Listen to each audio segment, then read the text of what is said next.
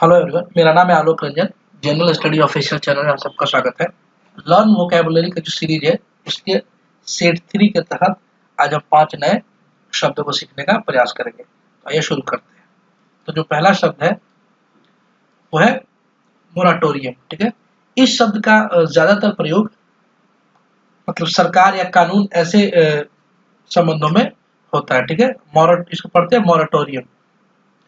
इसका हिंदी मीनिंग है किसी गतिविधि पर अस्थायी प्रतिबंध लगा देना, विशेषतः शासन से संबंधित। ठीक है, शासन की सहमति से, मतलब कोई ऐसी किसी चीज पे टेम्पररी उस पे प्रतिबंध लगा देना। ठीक है ना, उसको सस्पेंड कर देना। इसके लिए जो शब्द का प्रयोग होता है वो है मोराटोरियम। इसे इंग्लिश में मीनिंग है temporary stopping of an activity specially by the official agreement. ज्यादातर ये गवर्नमेंट के सहमति से ही होता है। ठीक है ना, अगर कोई बैन गवर्नमेंट की सहमति से लगता है तो वहां पे इस शब्द का प्रयोग किया जाता है मोराटोरियम का। इससे संबंधित सिनोनिम्स क्या है? बैन, ठीक है ना, सस्पेंशन, इम्बार्गो। देखिए इम्बार्गो जो शब्द है ना, इम्बार्गो का एक्चुअली इसका प्रयोग किया जाता है जब किसी दूसरे देश के साथ कोई व्यापार होता है ना, अगर उस पे किसी प्रकार का बैन लगाया जाता है तो ऐसे स्थिति में इस शब्द का प्रयोग किया जाता है इम्बार्गो का। ठीक है ना, देखिए हर शब्द का अपना एक वैल्यू है। वहां बैन, किसी दूसरे देश के साथ कोई व्यापार पे बैन लगा दिया गया तो बैन का शब्द का प्रयोग कर सकते हैं, सस्पेंशन का कर सकते हैं, पर स्पेशली यहाँ पे इम्बार्गो शब्द का प्रयोग किया जाता है तो सबसे अच्छा माना जाता है। ठीक है, इसका मोराटोरियम के एंटोनिम्स है रिजम्पशन। रिजम्पशन का मतलब होता है एक पॉज के बाद किसी चीज को फिर से स्टार्ट कर देना। ठीक है ना, कंटिन्यूएशन आफ्टर पॉज, मतलब पुनः प्रारंभ करना। ठीक है, उसको रिजम्पशन बोलते हैं। कंटिन्यूएशन मतलब उसको जारी रखना। इसका सेंटेंस में कैसे प्रयोग करेंगे? The convention called for a 2 year moratorium on whaling. देखिए वेलिंग का मतलब होता है वेल मछली की हंटिंग करना, उसको शिकार करना। ठीक है ना, कमर्शियल का मतलब होता है वाणिज्यिक। वाणिज्यिक वाणिज्यिक का मतलब होता है व्यापार, यानी किसी वस्तु या सेवा का खरीद बिक्री। ठीक है, तो एक कन्वेंशन बुलाया गया ताकि 2 साल के लिए जो वेलिंग है ना उस पर बैन लगा दिया जाए। खासकर जापान में और कनाडा के ईस्टर्न पार्ट में बहुत ज्यादा व्हेल मछली का शिकार होता है व्यापार के लिए, तो उस पे जिससे उनकी संख्या में बहुत तेजी से गिरावट आई है, तो उसके लिए 2 साल का मोराटोरियम यानी अस्थायी रूप से प्रतिबंध लगाया गया। ठीक है, the house voted to impose 1 year देखिए आप लोग, the house voted to impose a 1 year moratorium on nuclear testing. House से संबंधित, हाउस से मतलब है किसी देश का पार्लियामेंट। ठीक है ना, उसने न्यूक्लियर टेस्टिंग पे, परमाणु के टेस्ट पे 1 साल का अस्थायी रूप से प्रतिबंध लगा दिया। ठीक है, जैसे जापान में जब परमाणु न्यूक्लियर प्लांट में धमाका हो गया था उसके बाद से वहां पे भी कुछ सालों के लिए बैन लगा दिया गया था, तो ऐसी स्थिति को बोलते हैं मोराटोरियम। ठीक है, अगला जो शब्द है वो है डुप्लीसिटी। ठीक है, डुप्लीसिटी शब्द एक्चुअली फ्रॉड शब्द से संबंधित है। ठीक है ना, इसको बोलते हैं ड्यूप्लीसिटी, पढ़ते हैं इसको, ड्यूप्लीसिटी पढ़ते हैं। इसका हिंदी का मतलब होता है कि कपटी आचरण, ऐसा व्यवहार जो किसी के साथ कोई छल कपट यानी गलत तरीके से किसी के साथ गलत व्यवहार करे। ठीक है ना, मतलब ऐसी बातें कहे जो विश्वास तो हो जाए जिस पे, लेकिन वो सही नहीं हो। ठीक है ना, इन किसी को धोखा देना। ज्यादातर इसको हम देख सकते हैं कि जब कोई पॉलिटिशियन इलेक्शन कैंपेन में जाते हैं तो कुछ ऐसे फॉल्स प्रोमिसेस करते हैं जनता के साथ जो एक्चुअल में जब वो पावर में आएंगे तो उसको पूरा नहीं कर पाते। ठीक है ना, तो वो एक्चुअली में क्या कर रहे हैं? धोखा दे रहे हैं, छल कपट कर रहे हैं जनता के साथ। तो वैसे के लिए क्या शब्द का प्रयोग किया जाता है? डुप्लीसिटी का। ठीक है, इसका इंग्लिश मीनिंग है डिसऑनेस्ट बिहेवियर और टॉक, मतलब ऐसा टॉक जो ऑनेस्ट नहीं है, सच नहीं है। ठीक है ना, ये double standard character. Double standard character मतलब होता है कि कह कुछ और रहा है पर कर कुछ और रहा है। ठीक है ना, जैसे किसी प्रॉपर्टी डीलर ने किसी को कोई प्रॉपर्टी के बारे में बताई कुछ और बात, लेकिन जब उसने प्रॉपर्टी ले ली उसके बाद जो उसको आउटकम मिला वो बिल्कुल अलग मिला। ठीक है ना, तो ऐसे जो ऐसे केस के लिए जो शब्द का प्रयोग करते हैं उसको बोलते हैं डुप्लीसिटी। इसका सिनोनिम्स है डुप्लीसिटी का डिसीटफुलनेस या कनिंग। डिसीट मतलब होता है धोखा देना। ठीक है ना, किसी के साथ धोखा देना उसको डिसीट बोलते हैं। कनिंग मतलब होता है धूर्त। ठीक है ना, गलत तरीके से किसी के साथ व्यवहार करना उसको बोलते हैं कनिंग। इसका इसका इसका एंटोनिम है डुप्लीसिटी का, वो है रिलायबल। रिलायबल मतलब होता है भरोसा, भरोसेमंद व्यक्ति। सिंसियर मतलब होता है ईमानदार व्यक्ति, ठीक है। इसका यूसेज क्या है कि या इसका यूज कैसे करेंगे, John believed he was guilty of duplicity in his private dealing, मतलब जॉन ऐसा मानता था कि उसने जो डील किया था ना उसमें उसने डुप्लिसिटी यानी धूर्तता की थी, ऐसा मानता है कि वो इस बात के लिए दोषी है, ठीक है।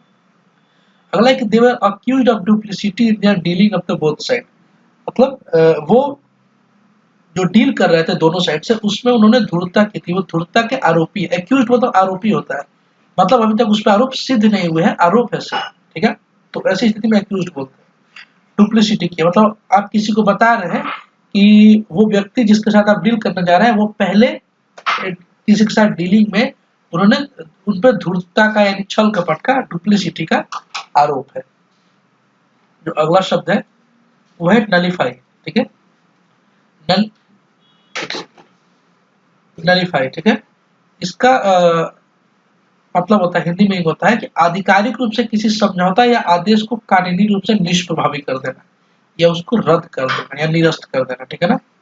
जब कोई सरकार या कोर्ट किसी चीज को या किसी कानून को समाप्त कर देती है तो वहां पे जो शब्द का प्रयोग होता है उसको बोलते हैं नलीफाई। एग्जाम्पल के तौर पर समझिए, जो फार्मर्स बिल आया था, एक्ट बन चुका था, जो जिसकी वजह से दिल्ली और पंजाब के क्षेत्रों में बहुत सारे वो उस पर प्रोटेस्ट हुए, तो उसको गवर्नमेंट ने फाइनली क्या कर दिया, उस बिल को निरस्त कर दिया यानी उसको नलीफाई कर दिया, ठीक है। इंग्लिश का मीनिंग है to make something have no effect, ठीक है। पावर और इम्पोर्टेंस, मतलब किसी चीज का कोई इफेक्ट नहीं रह गया, उसका पावर नहीं रह गया, उसका इम्पोर्टेंस अब नहीं रह गया, उसको समाप्त किया जा चुका, ठीक है।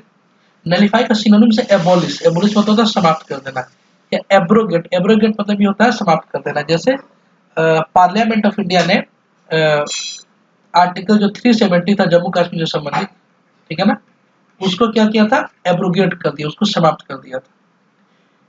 नलीफाई का एंटोनिम से इस्टेब्लिश यानी किसी को स्थापित करना, या वैलिडेट, वैलिडेट मतलब प्रमाणित कर देना, ठीक है ना, या उसको मान्यता दे देना, ठीक है। नलीफाई को हम कैसे सेंटेंस में प्रयोग करेंगे, तो देखिए, the state death penalty law has been nullified, मतलब जो राज्य का, स्टेट का जो मृत्यु दंड था, डेथ पेनल्टी था, उसको नलीफाई कर दिया गया, उसको रद्द कर दिया गया, यानी स्टेट का जो मृत्यु दंड का जो कानून है उसको खत्म कर दिया गया। बहुत सारे आप यूरोपियन कंट्रीज में देखेंगे वहां पे अब डेथ पेनल्टी नहीं है, वो मानते हैं कि स्टेट का काम किसी को डेथ पेनल्टी देना नहीं है बल्कि उसको सुधारना है, ठीक है। अगला है कि supreme court of India has nullified NJSC bill, जो नेशनल जुडिशियल अपॉइंटमेंट कमीशन जो बिल आया था जजों की नियुक्ति के लिए, उनका अपॉइंटमेंट के लिए, उसको सुप्रीम कोर्ट ऑफ इंडिया ने 2014 में नलीफाई कर दिया था, उसको निरस्त कर दिया था। तो इसीलिए इसको क्या स्टेटमेंट है कि supreme court of India has nullified NJSC bill, ठीक है। आइए देखते हैं जो अगला शब्द है। अगला शब्द है इलुसिडेट, ठीक है ना। इलुसिडेट का मतलब होता है किसी चीज को क्लियर कर देना यानी स्पष्ट कर देना, उसकी व्याख्या करना, स्पष्ट क्लियर व्याख्या करना, ठीक है ना, जिसके बाद वो चीजें पूरी तरीके से समझ में आ जाए। इसका मीनिंग है कि to make something clearer by explaining it, किसी चीज को एक्सप्लेन करके उसको एग्जैक्ट क्लियर बता देना, उसके एक एक बात को बता देना, उसके लिए शब्द का प्रयोग होता है इलुसिडेट। इसका सिनोनिम्स है क्लेरिफाई या इलस्ट्रेट, इलस्ट्रेट मतलब व्याख्या करना, ठीक है ना। इसका अपोजिट हो जाएगा एंटोनिम्स वेग या कंफ्यूज, वेग मतलब होता है अस्पष्ट, ठीक है ना, मतलब कोई चीजें जो स्पष्ट नहीं है, जैसे किसी चीज से किसी ने कोई डेफिनेशन दिया और वो डेफिनेशन से चीजें समझ में नहीं आई तो उसको बोलेंगे ये वेग डेफिनेशन है यानी अस्पष्ट है, ठीक है।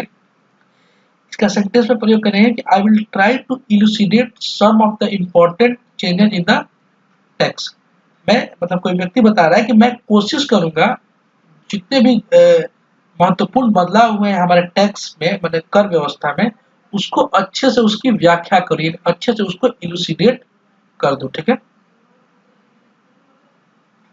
तो अगला है कि one who can elucidate the topic will be a good teacher, मतलब वह जो किसी टॉपिक को अच्छे से व्याख्या कर सके, उसका इलुसिडेट कर दे, वो एक अच्छा टीचर होगा, ठीक है। अगला शब्द है वो है प्रोलिफेरेशन, इसको प्रोलिफेरेशन पढ़ते हैं, ठीक है ना। तो इसका हिंदी मीनिंग होता है प्रसार, यानी वो बढ़ जाना, ठीक है ना, प्रसार हो जाना। इसका इंग्लिश मीनिंग है the fact of something increasing a lot in number और अमाउंट, मतलब किसी चीज का, ठीक है ना, उसके नंबर की बहुत ज्यादा वृद्धि हो जाना या उसकी मात्रा में बहुत ज्यादा वृद्धि हो जाना, तो उसको बोलते हैं प्रोलिफरेशन।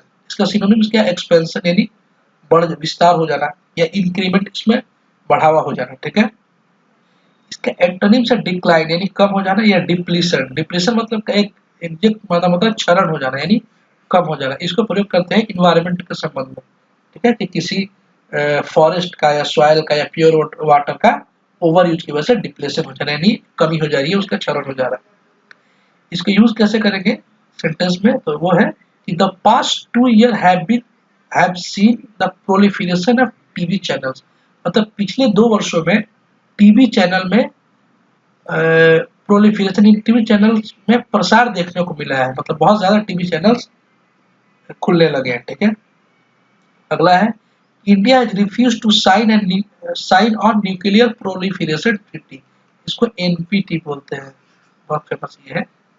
मतलब भारत ने रिफ्यूज कर दिया जो परमाणु प्रसार जो संधि, ट्रीटी मतलब संधि, जो ट्रीटी आया था उस पर भारत ने साइन करने से मना कर दिया, ठीक है ना। न्यूक्लियर प्रोलिफरेशन ट्रीटी पे भारत ने साइन नहीं किया, ठीक है। तो प्रोलिफरेशन का मतलब होता है प्रसार। आई होप आपको ये चीजें समझ में आई हो, ठीक है। Take care, thank you, all the best.